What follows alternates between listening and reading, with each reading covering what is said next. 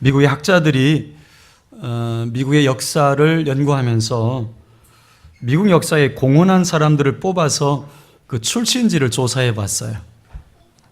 그랬더니 미국의 북동부의 작은 지방인 뉴 잉글랜드 지방의 사람들이 인재가 많다는 것을 발견했습니다. 학자들은 그 이유가 궁금했는데 그래서 조사를 더 해보니까 그 지역을 여러 가지로 조사를 해보았더니 얼마 후에 학자들은 그 지방의 부모들이 특별한 말로 자녀들을 교훈한다는 사실을 깨달았습니다. 그 부모님들은 특별히 자녀가 잘못해서 책망할 때도 같은 말로 교훈을 한다고 합니다. 얘야, 꿈을 가져라. 얘야, 커다란 부부를 가져라. 이것은 큰 꿈을 가지고 큰 사람처럼 행동하고 생각하라는 말이죠. 사람은 비전을 품고 비전은 사람을 만들어간다는 말이 있습니다. 아름다운 비전을 품은 사람은 아름다운 사람으로, 큰 비전을 품은 사람은 큰 사람으로, 훌륭한 비전을 품은 사람은 훌륭한 사람으로 성장하는 것입니다. 우린 꿈을 가진 백성이 되어야 합니다. 하나님은 사람에게 관심이 있습니다. 특별히 하나님의 꿈을 펼칠 수 있는 그 사람에게 관심이 있습니다. 우린 시대와 장소가 중요하지 않다는 의미는 역시 아닙니다. 그렇지만 하나님은 시대와 장소에 따라서 역사를 움직여가는 것이 아니라 사람을 따라 역사하십니다. 그래서 하나님은 사람을 찾으시고 사람을 기다리고 계십니다. 바로 비전의 사람입니다. 오늘 본문의 주인공은 요셉입니다. 요셉은 당시 나이가 17세였는데요. 요즘 말하면 고등학생입니다. 그게 꿈이 있었습니다. 하나님은 나이가 많고 적음에 관계하지 않으십니다. 중요한 것은 하나님의 관심은 그 사람에게 꿈이 있느냐, 꿈이 없느냐에 관심이 있으십니다. 하나님은 꿈을 가진 17세 소년 요셉과 함께 하셨습니다. 그리고 하나님은 비전을 가진 75세 아브람과 함께 하셨고 85세 갈렙과도 함께 하셨습니다. 꿈을 가진 사람은 나이를 초월합니다. 음악가 베르디는 85세의 아베 마리아를 작곡합니다. 괴테는 80세에 파우스트를 완성합니다. 미켈란젤로는 85세로 죽을 때까지 성 베드로 성당의 공사를 감독했습니다. 그리고 그 유명한 피에타라는 작품을 마지막에 작품을 적어갑니다. 이렇게 꿈이라고 하는 것은 나이를 초월하게 만드는 능력이 있습니다. 그러면 하나님은 그렇게 꿈을 가진 사람들을 어떻게 인도하실까요? 꿈의 사람들을 어떻게 다뤄가실까요? 오늘 본문의 요셉을 통해서 보면 하나님은 꿈을 가진 사람을 시련 가운데로 인도해 가신다는 겁니다. 하나님은 비전의 사람들을 그저 편안하게 두시는 것은 아닙니다. 시련과 역경이라고 하는 삶의 현장으로 인도해 가십니다. 이 사실을 성경이 증거하죠. 또 다윗이나 모세의 삶을 통해서도 그리고 바울의 생애를 통해서도 증명되고 있습니다. 그 무엇보다도 우리의 주님 되시는 예수님의 생애가 그걸 증명해 줍니다. 그렇다면 하나님은 비전의 사람들을 왜 시련의 장소로 때로는 광야의 시간들을 걷게 하실까요? 첫째는 비전의 사람은 시련이라고 하는 물을 먹고 성장하기 때문입니다. 전 세계 KFC 매장 앞에 눈앞에 웃으며 서 있는 커넬 샌더스, 할랜드 샌더스라고 하는 분의 이야기를 좀 나누겠습니다. 이 샌더스가 KFC를 창업할 때 나이가 65세였습니다. 특별히 그는 지금 그 당시 상황은 정부의 사회보장 혜택을 받으면서 정말 근근히 살아가던 그런 상황이었습니다. 어떤 책에 보면 그 사업을 할 당시에 가지고 있었던 돈이 140불 정도밖에 없었다고 합니다. 이 샌더스는 자신이 가진 11가지 비법 양념, 11가지 정말 맛있게 만들 수 있는 이 비법 양념을 가지고 그 비법을 사줄 식당을 찾아서 미국 전역을 돌아다니기 시작합니다. 그런데 1008개의 식당에서 거절을 받습니다. 그도 그럴 것이 낡은 트럭에 압력솥과 양념통을 싣고 나타난 생면부지의 노인에게 누가 투자를 하려고 했을까요? 그렇게 해서 1008개의 식당에서 거절을 당합니다. 그런데 1009번째 식당에서 예스라고 하는 답을 얻어요. 그리고 그 식당을 출발점으로 해서 지금 전 세계 KFC 매장은 10,000개가 넘었습니다. 맥도날드가 3,000,000개 넘는데요. 이 KFC 매장도 10,000개가 넘습니다. 이 할랜드 샌더스가 고난이라고 하는 말을 이렇게 해석을 했습니다. 고난이라고 하는 것은 성공을 위한 최고의 레시피다라는 표현을 썼습니다. 그러면서 고난을 통과하지 않은 사람은 성공해도 성공을 이룰 수가 없다, 이런 표현을 썼습니다. 고난을 만나면 낙담하고 절망하는 사람들이 있어요. 그렇지만 고난을 기회로 알고 고난을 통해서 더 아름다운 열매를 맺어가는 사람들도 여전히 많이 있습니다. 하나님은 비전의 사람의 성숙에 관심이 많으십니다. 그래서 비전의 사람에게 시련이라고 하는 물을 마시게 하는 겁니다. 왜냐하면 비전의 사람은 시련이라고 하는 물을 먹고 성장하기 때문에 그렇습니다. 하나님은 요셉을 애굽에 팔려가게 만드십니다. 본문 1절을 보십시오. 요셉이 이끌려 애굽에 내려가며 바로의 신하 친위대장 애굽 사람 보디발이 그를 그리로 데려간 이스마엘 사람의 손에서 요셉을 산이라. 요셉이 이끌려간 곳은 애굽의 친위대장 보디발의 집이었습니다. 하나님이 심으시는 것이 참 놀랍습니다. 수많은 사람의 집이 있었을 텐데 하나님은 애굽의 제2인자의 집에 요셉을 심습니다. 그 사람은 친위대장, 경호대장이었습니다. 여기 주목해 볼 단어가 있는데 이끌려갔다는 말입니다. 그것은 손과 발이 묶여온 채 데려져 갔다는 뜻입니다. 당시 노예를 매매할 때 그렇게 했습니다. 요셉은 노예로 비참하게 팔려가는 것입니다. 왜 요셉은 애굽으로 이끌려갔을까요? 그가 가진 꿈 때문이었습니다. 꿈을 소유하게 되면 두 가지 현상이 나타나게 돼요. 지금 있는 자리에서 그 꿈을 이룰 수 있는 환경이 조성되든지 아니면 꿈을 이룰 수 있는 환경으로 삶의 터전이 옮겨지든지 하는 것입니다. 물론 하나님이 다 하시는 일입니다. 요셉의 꿈이 컸습니다.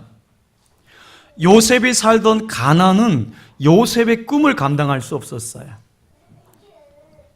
그래서 하나님은 그 꿈을 감당할 수 있는 애굽 땅으로 요셉을 옮기신 거예요. 요셉의 그 꿈을 이룰 수 있는 큰 땅으로, 큰 무대로 옮기신 것입니다. 요셉의 꿈은 가나안 정도가 아니라 세계를 움직이는 꿈이었기 때문에 그렇습니다. 그러나 동시에 그 땅은 요셉을 연단하는 땅이었기도 했습니다. 비전의 사람은 고난이라고 하는 대가를 지불해야 합니다. 대가를 지불하지 않고 꿈을 성취하겠다라고 하는 사람은 비전의 사람이 아니라 몽상가에 불과한 것입니다. 여러분 꼭 기억하셔야 합니다. 하나님은 비전의 사람의 성숙에 관심이 있으세요. 또 하나님은 비전의 사람이 성숙하기 전까지는 하나님의 꿈을 성취시키지 않으십니다. 왜냐하면 그 꿈 때문에 꿈이 성취되었을 때에 그 사람이 무너지기를 원치 않으시기 때문에 그래요. 소위 성공하는 사람들이, 무너지는 사람들이 얼마나 많습니까? 성공이 그를 교만하게 만들어요. 성공이 그 사람을 탐욕스럽게 만들어요. 그래서 하나님이 주신 성공이라고 하는 도구를 자기 욕심을 채우는 데 써버리고 그리고 죄를 짓는 데 써버리는 사람들도 많이 있습니다. 토마스 칼라일은 역경을 견뎌내는 사람이 100명이라면 번영을 견뎌낼 수 있는 사람은 한 사람에 불과하다. 그래서 하나님은 비전의 사람이 성숙하기 전까지는 하나님의 꿈을 성취시키지 않아요. 이것이 하나님의 신비입니다. 때로는 이해할 수 없는 하나님의 손길이기도 합니다. 여러분, 예수님의 생애도 보면 고난만큼은 예외가 아니었어요. 예수님은 고난을 통해서 순종을 배우셨다고 말씀을 합니다. 히브리서 5장 8절 9절을 보십시오. 히브리서 5장 8절 9절. 그가 아들이시면서도 받으신 고난으로 순종함을 배워서 온전하게 되셨은즉. 여러분, 예수님도 그의 생애를 통해서 고난을 통해서 순종을 배웠다고 말씀해요. 고난을 통해서 자신의 명철도, 세상의 물질도, 세상의 권력도 의지하지 않는 오직 하나님을 향한 철저한 복종을 배우셨던 것입니다. 우리가 고난을 통과해 보면 사람이 아무것도 아니구나. 돈이 할 수 없는 일도 얼마든지 있구나. 사람을 의지하면 안 되겠구나. 그런 것들을 배우지 않습니까? 고난이 주는 유익 중에 하나입니다. 그래서 고난을 통해서 더 하나님 앞에 가까이 가게 돼 있고, 고난을 통해서 더 하나님 앞에 무릎 꿇는 사람이 되어가는 것입니다. 그러므로 꿈을 가진 사람은 시련과 역경을 두려워해서는 안 됩니다. 훌륭한 항해사는 근사한 항구에서 만들어지는 것이 아니라 거친 바다에서 만들어집니다. 세계에서 가장 선율이 아름답기로 이름이 난 바이올린은 고통스러운 환경에서 자란 나무를 통해서 만들어진다고 합니다. 로키 산맥 해발 3,000m 높이에 수목 한계선인 지대가 있습니다. 이 지대의 나무들은 매우 세운 바람을 견뎌서 곧게 자라지 못하고 무릎 꿇고 있는 나무의 형상을 갖고 있어요. 그래서 무릎 꿇고 있는 나무라고 알려져 있습니다. 근데 이 나무가 세계에서 가장 공명이 아름다운 바이올린을 만드는 데 쓰여지는 재료라고 그래요. 우리에게 주어진 삶의 고난이 있어요. 그 고난이 쉬운 사람은 아무도 없어요. 고난이 지치게 만들고 고난이 아프게 만들지만 하나님은 그 고난을 통해서 하나님의 아름다움을 드러내는 명품으로 우리를 만들어 가고 계시는 거예요. 우리를 샤넬이나 루이비통이 아닌 하나님의 명품으로, 마스터피스 오브 갓이라고 하는 하나님의 명품으로 우리를 만들어 가고 계시는 거예요. 그러므로 사랑하는 여러분, 시련의 때에도 하나님의 말씀을 신뢰하십시오. 힘들고 지칠 때에도 하나님이 내 곁에 계심을 여러분 확신하십시오. 야고보서 1장 2절 말씀을 마음에 새기십시오. 내 형제들아, 너희가 여러 가지 시험을 만나거든 온전히 기쁘게 여기라. 여러분, 그 믿음 가질 때 시련을 통해서 연약한 우리를 조금씩 다듬어 가시는 하나님의 손길을 경험할 수 있어요. 그래서 바로 그것이 우리를 비전의 사람으로 준비해 가시는, 나보다 나를 더 사랑하시는 하나님의 은혜인 줄로 믿습니다. 두 번째는 비전의 사람은 시련 중에도 미래를 준비합니다. 카민 갤로가 쓴 세계 최고 비즈니스 커뮤니케이터들의 10가지 성공 비법이라고 하는 책이 있습니다. 이 책에 보면 스티브 잡스 이야기가 몇 군데 나오는데 그 중에 하나 일화를 소개하겠습니다. 1983년이었습니다. 이 무모했던 스티브 잡스가 28세였을 때였는데요. 그가 당시 펩시 사장이었던 44세의 존 스컬러를 만나서 허드슨 강을 내려다보면서 그 허드슨 강 벤치에 앉아서 커피를 마시고 있었습니다. 그때 스티브 잡스는 존 스컬러를 스카우트하고 싶었던 거예요. 애플사로. 그때 스티브 잡스가 존 스컬러에게 바라보면서 이렇게 얘기했다고 합니다. 설탕물을 팔며 평생을 보내길 원하십니까? 아니면 세상을 변화시킬 기회를 원하십니까? 이 말에 존 스컬러가 깜짝 놀라고 너무나 감동을 받았다는 거 합니다. 그래서 그 펩시 사장의 자리를 내려놓고 당시 보잘것없는 애플사로 그냥 갔다는 거죠. 옮기길 잘했죠. 사실 후회로 보면. 그 한마디 말에 감동이 되어서 자기의 자리를 내려놓고 보잘것없는 애플사로 옮겼다는 거죠. 여러분, 비전이 이렇게 위대한 힘이 있습니다. 하지만 비전을 가졌다고 해서 그 비전을 다 이룰 수 있는 것은 아니에요. 반드시 꿈을 이루기 위해서는 그 값을 지불해야 되고 그 값을 지불하는데 주저함이 없어야 돼요. 하나님은 행운을 기다리면서 아무것도 하지 않는 사람에게 축복을 주는 분은 아닙니다. 여러분, 잘 생각해 보세요. 히브리 사람 가운데 애굽에 팔려간 사람이 요셉뿐이었을까요? 아마 숫자가 굉장히 많았을 거예요. 근데 여러분, 왜 요셉만이 애굽에서 총리가 될 수 있는 영광을 누릴 수 있었을까요? 두 가지 때문입니다. 첫째는 하나님이 주신 꿈 때문이었고요. 또 하나가 있다면 그 꿈을 준비하기 위한 요셉의 치열한 몸부림이 있었기 때문입니다.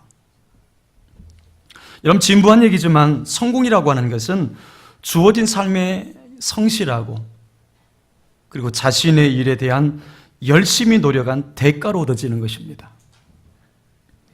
그래서 어느 책에서는 이런 표현을 썼어요. 형통이란 하나님의 기회와 인간의 준비가 만나는 곳에 형통이 있다. 형통이라고 하는 것은 하나님의 기회와 인간의 준비가 만나는 자리에 있다는 겁니다. 참 의미 있는 말이라는 생각이 들어요. 하나님이 기회를 주셔도 내가 준비가 되어 있지 않으면 그 기회를 내 축복으로 만들 수가 없고, 또 내가 열심히 인간적으로 준비한다 할지라도 하나님이 기회를 주지 않으면 그것이 내게 형통으로 다가올 수 없어요. 제가 청신대학교에서 신학을 공부할 때 교수님이 하신 간증이 지금도 생생하게 기억이 나요. 그 교수님은 지금 구약학 분야에서 굉장히 탁월한 분입니다.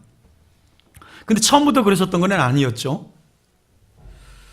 그렇게 된 계기가 찾아왔는데 자신이 그저 일주일에 2-3시간 강의하던 전임 강사 시절이에요. 그때 그 구약을 가르치시는 정 교수님이 몸이 아프셔서 병원에 입원하시게 된 거예요. 그것도 학기 내내 입원할 정도의 병이었다고 합니다. 학교는 부랴부랴 사람을 찾았고 마땅한 교수가 없었던 이유가 뭐냐면 다들 다 강의하고 있었기 때문입니다. 그래서 학교는 약간 미심쩍긴 하지만 이 강사였던 이분을 선택을 했다는 겁니다. 얼마나 믿어지지 않았으면 학교는 이분을 선택하고 마음이 놓이지 않아서 총장과 부총장이 2주간 동안 이분의 강의를 청취했대요. 근데 여러분, 놀라운 일이 벌어졌습니다. 총장과 부총장이 그 강의를 듣고 감동을 받은 것입니다. 그때는 다 총장님이 말하진 않았지만 후에 들은 얘기로는 정교수 못지않은 실력을 갖추고 있는 사람이었다. 그래서 아파 입원했던 그 교수와 상관없이 그 학기부터 그분이 구약학을 가르치기 시작한 것입니다. 지금도 구약학 분야에서 탁월하게 인정받고 계십니다. 그런데 그분이 간증을 하시면서 마지막 하신 말씀이 지금도 기억이 생생합니다. 너희들이 준비만 되면 기회는 반드시 찾아온다. 그걸 말씀하고 싶었던 겁니다. 너희들이 준비만 될 수 있다면 기회는 반드시 찾아온다. 여러분, 요셉을 잘 보세요. 그는 시련 중에서도 꿈의 성취를 위해서 자신을 준비해 갑니다. 요셉은 보디발의 집에 들어가는 날부터 철저히 자신을 준비시켰습니다. 실력을 쌓아갔던 것입니다. 그래서 그렇게 까다로운 친위대장인 그 집안의 모든 일을 맡는 가정 총무가 된 것입니다. 그러니까 요셉은 믿음만 좋았던 게 아니라 실력도 갖추었다는 얘기예요. 여러분, 세상은 믿음 보고 쓰는 게 아니라 실력 보고 씁니다. 본문 4절을 같이 볼까요? 4절 같이 읽어보죠. 시작. 요셉이 그의 주인에게 은혜를 입어 섬김에 그가 요셉을 가정총무로 삼고 자기 소유를 다 그의 손에 위탁하니. 자기 소유를 다 그의 손에 위탁했다. 계속 본문 6절도 보세요. 6절 시작. 주인이 그의 소유를 다 요셉의 손에 위탁하고 자기가 먹는 음식 외에는 간섭하지 아니하였더라. 요셉은 영육모가 빼어나고 아름다웠더라. 아멘. 보디발은 당시 애굽 왕 바로의 친위대장입니다. 경호대장과 같은 겁니다. 애굽의 제2인자입니다. 이 정도의 사람이라면 사람을 볼 수 있는 매의 눈을 가진 사람일 것입니다. 수많은 사람들을 써보았고 지금도 수많은 사람들이 주변에 있었을 겁니다. 근데 그 수많은 사람들 중에 요셉이 선택된 것은 요셉의 믿음 때문이 아니라 요셉의 실력 때문이었을 겁니다. 여러분, 실력이라고 하는 것은 일을 처리할 수 있는 능력입니다. 실무 능력을 말합니다. 여러분, 보디발이 아무나 썼을까요? 또 요셉은 성실한 사람이었습니다. 주인이 믿고 맡길 만한 사람이었다는 뜻입니다. 당시 보디발의 집에 총무라고 하면 그것도 일종의 권력일 거예요. 여러분, 애굽의 제2인자의 집의 총무였다면 일종의 것도 굉장히 권력이었을 거예요. 아마 요셉에게 청탁하는 사람들도 있었을 것이고 요셉의 비유도 상당히 맞추려고 애를 썼어야 될 겁니다. 근데 여러분, 요셉은 결코 자기의 위치를 잃어버리질 않았습니다. 아마 그랬더라면 친위대장에 의해서 목이 잘렸을 겁니다. 무엇보다 요셉의 삶의 특징을 보면 부지런했음이 틀림이 없어요. 만약 그가 게을렀다면 결코 실력을 쌓을 수 없었을 거예요. 다른 종들이 다 자고 있을 때 그런 애굽의 문화와 언어를 익혔습니다. 그리고 많은 사람들을 이끌기 위해서 리더십을 길렀을 것입니다. 다른 종들이 틈만 나면 원망을 하고 틈만 나면 쉬기를 원했을 때 요셉은 달랐던 겁니다. 이렇게 요셉은 모든 힘을 꿈을 성취하기 위해서 준비하는 데 기울였다는 거죠. 이게 중요한 것입니다. 그의 모든 목표에 힘을 집중시킨 거예요. 진짜 우리가 꿈을 가지고 있다면 우리의 힘을 쓸데없는 데 낭비하지 않죠. 낭비할 시간조차도 없죠. 우리의 진짜 문제는 집중입니다. 그래서 인생의 성공을 얘기할 때 선택과 집중을 얘기하잖아요. 어떤 것을 선택했느냐? 아니면 그리고 선택한 것을 얼마나 집중할 수 있느냐? 그래서 우리는 이런 말도 쓰지 않습니까? 비전만큼 쓰임받는 것이 아니라 준비된 만큼 쓰임을 받는다. 그런 말도 씁니다. 우리의 문제는 시간을 허비하는 데 있다는 것이죠. 자신의 미래를 준비하는데 시간을 쓰는 것이 아니라 현재를 즐기는 데 시간을 써버린다는 거예요. 현재를 즐기는 인생은 즐거운 미래를 준비할 수 없어요. 데니스 웨이틀리라고 하는 사람은 인생을 성공하는 비결을 이야기할 때 DOT라고 하는 단어를 씁니다. DOT. 디터미네이션의 D, 옵티미즘의 O, 터프니스의 T를 가리켜서 DOT를 썼습니다. 여러분, 결단력이라고 하는 것은 장애물을 만났을 때에 계속해서 전진할 수 있는 힘을 제공해 줍니다. 낙천주의는 모든 것 속에서 기회를 볼 수 있는 긍정의 마음을 갖게 합니다.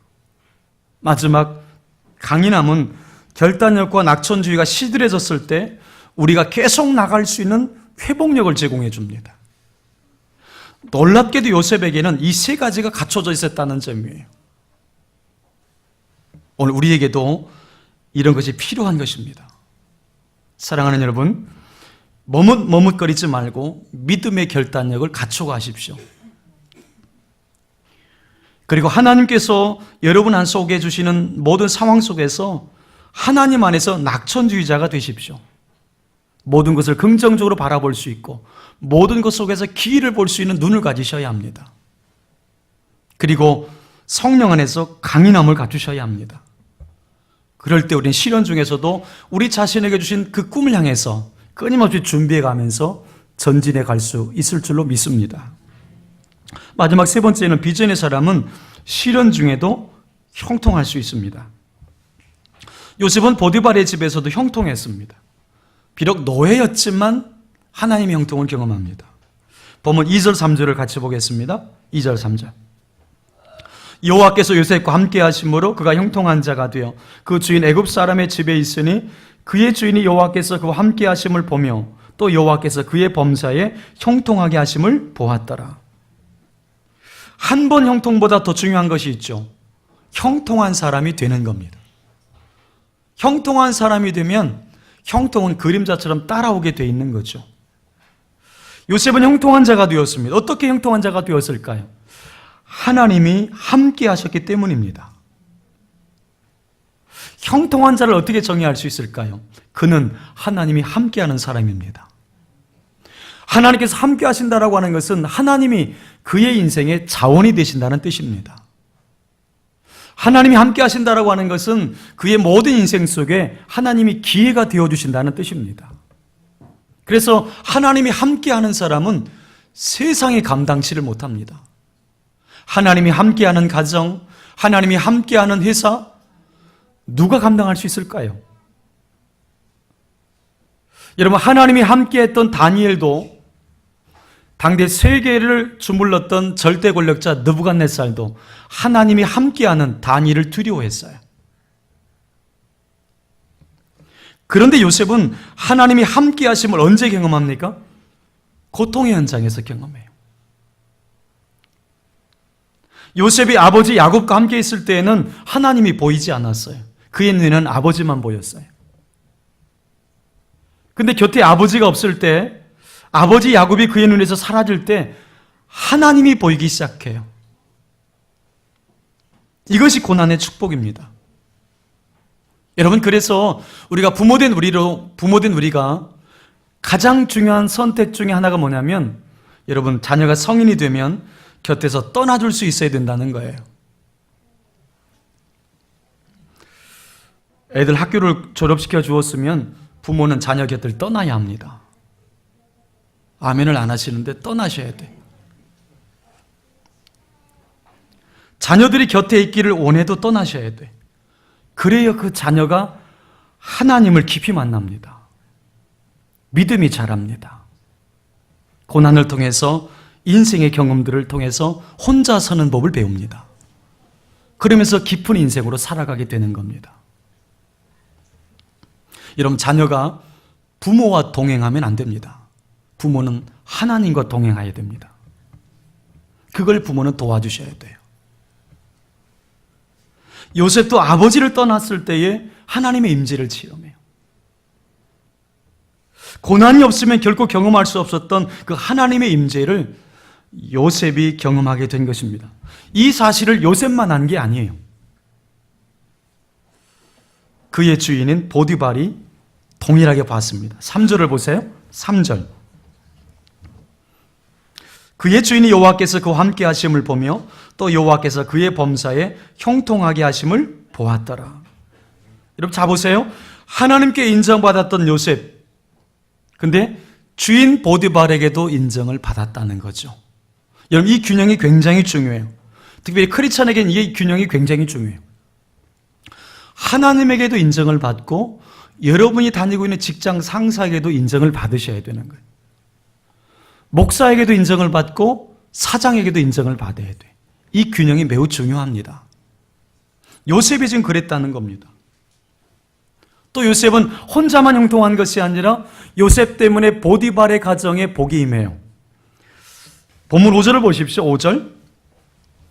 5절 같이 읽어볼까요? 시작. 그가 요셉에게 자기의 집과 그의 모든 소유물을 주관하게 한 때부터 여호와께서 요셉을 위하여 그 애굽 사람의 집에 복을 내리심으로 여호와의 복이 그의 집과 밭에 있는 모든 소유에 미친지라. 잘 보시면 성경은 애굽 사람의 집에 복이 내리신 때를 정확하게 짚어주고 있어요. 그냥 복이 내렸다 그렇게 되어 있지 않고 언제 복이 내려졌는지가 기록이 됐는데, 보디발의 가정이 복이 임하는 시점이 언제였냐면 그가 요셉에게 자기 집의 모든 것을 주관하게 한 때부터였어요. 이게 무슨 말일까요? 다른 말로 말하면 요셉 때문에 보디발의 가정이 복을 받았다는 뜻이에요. 요셉이 보디발의 가정을 온전히 맡았을 때 복이 임했다는 거죠. 이걸 소위 우리는 축복의 통로라 그래요. 여러분이 그런 사람이 되시길 바랍니다. 여러분이 가는 곳마다, 여러분의 손길이 닿는 곳마다 그곳에 하나님의 복이 임하는 축복의 통로가 되시기 바랍니다. 여러분이 가면 전도회가 달라지고, 여러분이 가면 찬양대가 달라지고, 여러분이 가면 회사가 달라지게 하십시오. 여러분이 그렇게 하나님의 복을 흘려보내는 자가 되십시오. 마지막으로 오늘 여러분과 특히 주일학교 여러분들과 함께 이 글을 나누고 싶습니다. 마이크로소프트 빌 게이츠의 10가지 충고입니다. 빌 게이츠가 미국의 마운틴 휘트니 고등학교 학생들에게 연설을 하면서 학생들에게 준 10가지 충고를 함께 나누면서 말씀을 마무리하려고 합니다. 첫째는 인생이란 원래 공평하지 못하다. 그런 현실에 대해서 불평할 생각하지 말고 받아들여라. 둘째, 세상은 내 자신이 어떻게 생각하든 상관하지 않는다.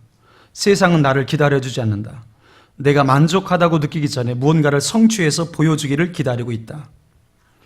세 번째, 대학 교육을 받지 않은 상태에서 연봉 4만 달러가 될 것이라고 상상도 하지 마라. 학생 때의 학력은 연봉을 좌우한다. 네 번째, 학교 선생님이 까다롭다고 생각되거든 사회 나와서 직장 상사의 까다로운 맛을 한번 느껴봐라. 참고 견디는 법을 배우고 사회생활을 시작해라. 다섯 번째, 햄버거 가게에서 일하는 것을 수치스럽게 생각하지 마라. 너희 아버지, 할아버지는 그 일을 기회라고 생각하고 열심히 하였다. 여섯 번째, 내 인생을 내가 망치고 있으면서 부모 탓하지 마라. 불평만 할 것이 아니라 잘못한 것 속에서 교훈을 얻어라. 일곱 번째, 학교는 승자나 패자를 뚜렷이 가리지 않을지 모른다.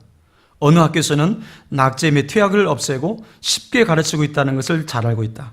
그러나 사회는 학교와는 너무나 다르다는 것을 명심해라.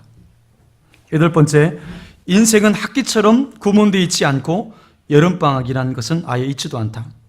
내가 스스로 알아서 하지 않으면 살아갈 수가 없다. 직장에서는 그 누구도 나에게 가르쳐주지 않는다. 아홉 번째, TV는 현실이 아니다. 현실에서는 커피를 마셨으면 일을 시작하는 것이 옳다. 드라마 따라하다가 내 자리가 없어질 수도 있다. 열 번째, 공부밖에 할 줄 모르는 바보한테 잘 보여라. 사회에 나오면 그 바보 밑에서 일하게 될지 모른다.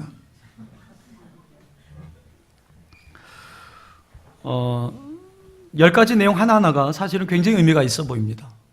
사랑하는 여러분, 여러분 안에 있는 그 꿈은 시련을 통해서 더 다듬어지고 더 분명해집니다. 가슴에 하나님의 꿈을 품고 여러 가지 어려움 속에서도 여러분의 꿈들을 잘 준비해 가십시오. 그리고 시련 중에도 여러분 전진하십시오. 그리고 시련 중에도 하나님의 형통을 맛보십시오. 하나님이 여러분 곁에 계시기 때문입니다. 우리 함께 같이 기도하겠습니다.